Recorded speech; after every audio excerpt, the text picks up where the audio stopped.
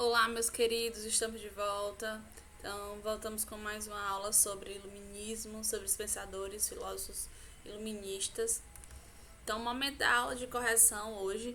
Toda aula eu peço que vocês parem a aula, quando principalmente for de correção, dá um pause, pega o caderno, pega o lápis, borracha, pra gente ver as respostas, comparar as respostas, acrescentar, corrigir, enfim, revisar. Estamos aqui para isso. Então, a primeira questão ela fala, tem que só eu trouxe 4 questões para vocês que foram propostas lá no Classroom, só tem 4 questões. Então, dá pra gente fazer bem legal, bem interessante. Então, primeira, só colocar aqui o pontinho, ponteiro. Primeira, organize o quadro com o nome dos principais intelectuais liberais. Então, a gente falou, vamos colocar no quadro, eu acredito que tenha colocado no quadro, o que ter sido explicado na aula expositiva. Então, eu falei sobre John Locke, falei sobre Voltaire, falei sobre Rousseau e falei sobre Montesquieu. Então, vamos retomar. Então, o John Locke, ele acreditava nesses quadros que vocês vão colocar, né? John Locke, isso que eu vou explicar, e já deve ter colocado, no caso. Então, John Locke, em inglês, ele acreditava, ele se posicionava contra a justificativa que era dada pelo exercício do poder do monarca, que no caso era um poder ligado ao divino. Deus era a representação de Deus na Terra. Então, dessa forma, ele dizia que as decisões ligadas à política, elas interferiam na vida das pessoas. Então, se eram as pessoas que pagavam e que tinham as consequências, suas vidas mudadas, transformadas ou não, então elas é que deveriam decidir pela política. Então, ele defendia uma mudança de justificativa de legitimação do poder.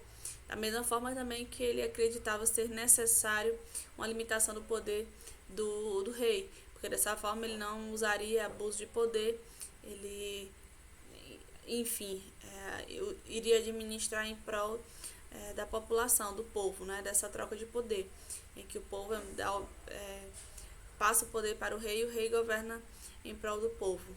Isso é uma forma de encontrar uma participação maior das pessoas. Segunda questão. Descreva as principais relações.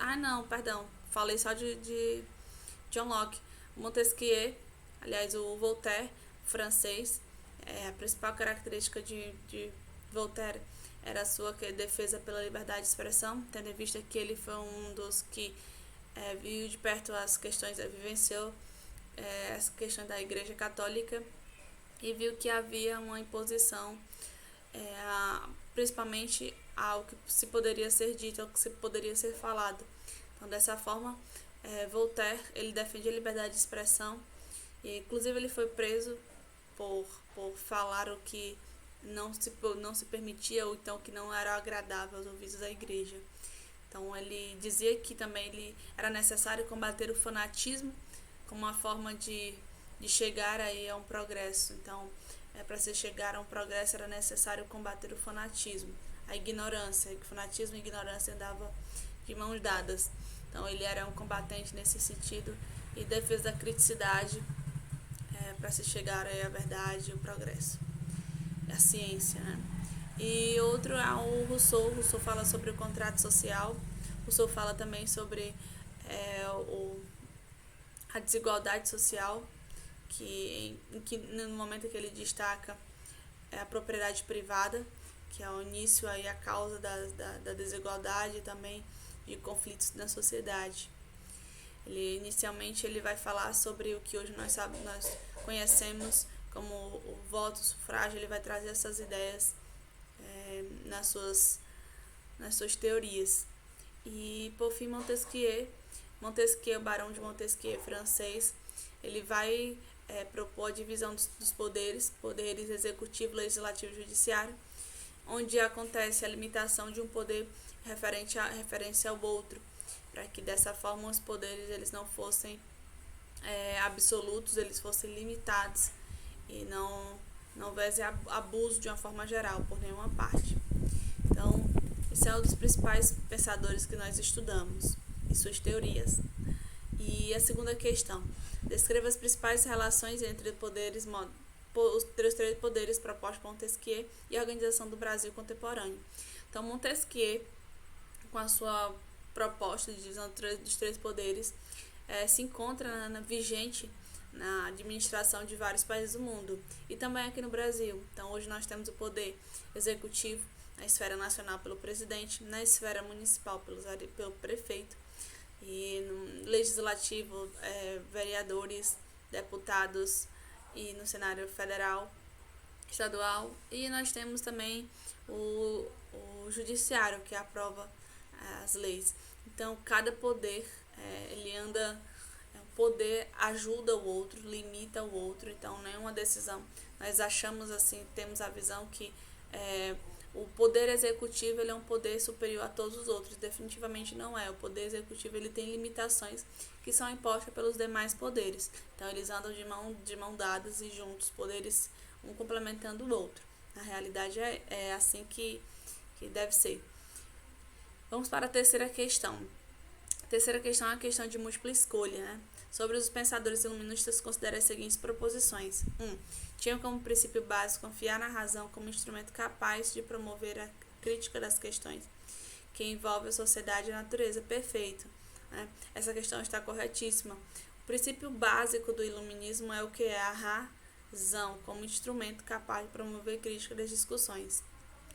Segunda questão. Só colocar aqui o corretinho para não ter dúvida. Pretende a igualdade jurídica, liberdade de expressão, a igualdade jurídica. Muito bem.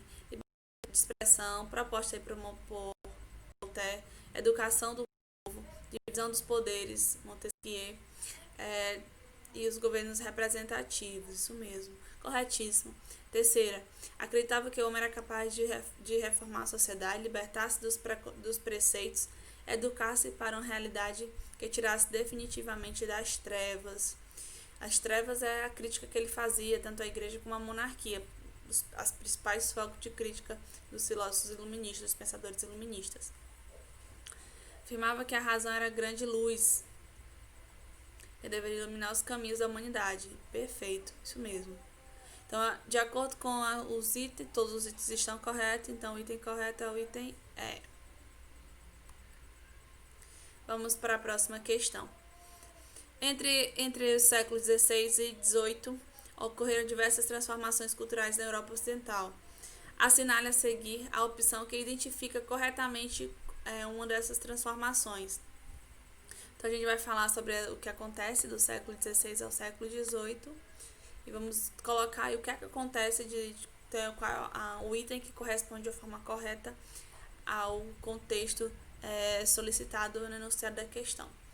O desenvolvimento do pensamento científico, isso mesmo, no século XVI ao século XVIII acontece, baseado na criticidade, no uso da razão, correto, no empirismo, no naturalismo, na experiência, isso mesmo, e no naturalismo, análise dos elementos da natureza como uma forma de desenvolvimento também de ciência, correto.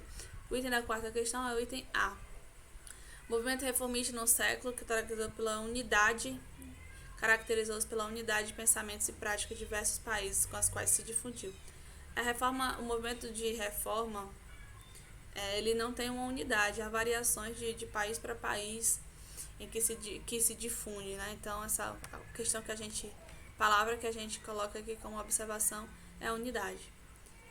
Vamos para cá. Contra-reforma expressa no Concílio de Trento, de 1545 a 563, alterou os dogmas católicos a partir do enfoque humanista, que extinguiu os tribunais da Santa Inquisição. Não houve essa extinção dos tribunais da Inquisição, não. D. O iluminismo no século XVIII, baseado no racionalismo, ok, corretíssimo. Criticou os fundamentos do poder da igreja, perfeito. Apoiando os princípios do poder monárquico. Esse momento aqui é que a questão está errada. Apoiando os princípios do poder monárquico. Não tem esse apoio ao poder monárquico, não. Eles criticam, além da igreja, criticam também o poder do rei, da monarquia. Item E. O liberalismo econômico na segunda metade do século XVIII criticava o sistema colonial, defendendo a manutenção dos monopólios como geradores da riqueza da sociedade. Então, na verdade, eles não propunham manutenção, eles propunham a renovação. E dessa forma a gente entende que o item correto da questão é o item A, fazendo aí também análise dos demais itens. E espero que vocês tenham acertado. E a gente se encontra aí na próxima semana com o próximo conteúdo, tá bom? Fiquem bem, estejam bem e até lá.